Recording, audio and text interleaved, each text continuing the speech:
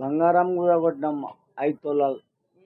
5 లక్షలు ఫైనాన్స్ తీసుకొని 5 లక్షలు తీసుకొని మొత్తం అడ్వాన్స్ 5 లక్షలు ఇచ్చాను మేము ఉద్యోగానికి. అగ్రిమెంట్ రాసుకొని నెలకు 25,000 రెంట్ ఇస్తున్నాం.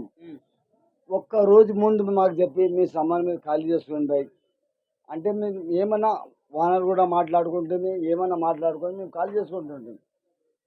పొద్దున్న పోలీసు వాళ్ళు వచ్చేరి, ఈయన టిఫిన్ చేసేరి, ఈయన కూకుండ్రి, ఈయన ఎరిగిరి, ఈయన మూత్రం చేసినాక భయ్ ఇక్కడికి కూల కొడుతున్నారు చూడండి, మీరు డబ్బా తీసుకోండి, ఖాళీ సామాన్ తీసుకోండి అనలేదు. ఈ కాంగ్రెస్ ప్రభుత్వమే మంచిగా లేదు. 5 సంవత్సరాలు రేవంత్ గారు సీఎం సీట్ చూసి మన పేరు మీద బట్టలు బి కాలిపోతాయి, రాలిపోతాయి. వాళ్ళు మీకోసం మంచి చేస్తున్నాం, మీకోసం ఉన్నారు. మంచిది, ఇది మంచిదా? మీరే చెప్పండి, ఇది మంచిదా? రోడ్డు మీద బతికేటోళ్ళకు మీ కబ్జా జగాల మేము కబ్జా చేసి కూకున్నామంటే కూలగొట్టు, మీ ఇష్టం ఉంది, మీ అధికారం ఉంది. మేము కబ్జా చేయలేం, రెంట్ ఇస్తున్నాం.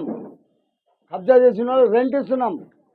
వాళ్ళకి అడగండి మీరు, మాకెందుకు రెంట్ ఇస్తున్నాం, అడ్వాన్స్ తీసుకున్నారు, అంతా తీసుకున్నది.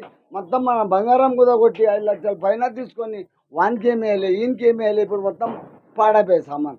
ఒక 5 నిమిషాలు 10 నిమిషాలు టైం ఇచ్చి ఇవ్వాలి. ప్రస్తుతం మనం ఏదైతే హైడ్రా కూల్చివేసింది, సున్నం చెరువులు అక్రమ కట్టడాలు కట్టినామని వాటి వినుకున్నాం. మన వెనుక అవే ఉన్నాయి. ఎందుకంటే చూడొచ్చు, పూర్తి స్థాయిలో ఒక నోటీస్ కూడా ఇవ్వకుండా ప్రభుత్వం హైడ్రాతో కలిసి చాలా ఉక్కుపాదం మోపడం జరుగుతుంది. సామాన్య ప్రజలకి చాలా తీరని నష్టం అనుకోవచ్చు. ఒకవైపు హైడ్రాని చాలా వరకు ప్రశంసిస్తుంది, కొందరు విమర్శిస్తుంది కూడా. అదే విషయంలో ఆ ప్రజలు ఏదైతే ఇక్కడ మనం కట్టుకున్న ప్రస్తుతం నిర్మిస్తున్న వాటిని కూడా కూల్చేయడం జరుగుతుంది. పక్కన ఒక బిల్డింగ్ కూడా చూస్తున్నాం మనం. అదేవిధంగా దాంట్లో ఎక్కిన ఇంతకుముందు వాళ్ళతో మాట్లాడే ప్రయత్నం చేసాం. వాళ్ళు ఏదైతే మాకు ఇంతవరకు నోటీస్ కూడా ఇవ్వలేదు. ఈ సున్నం చెరువు కాదు, మేము పూర్తి జిహెచ్ఎంసీ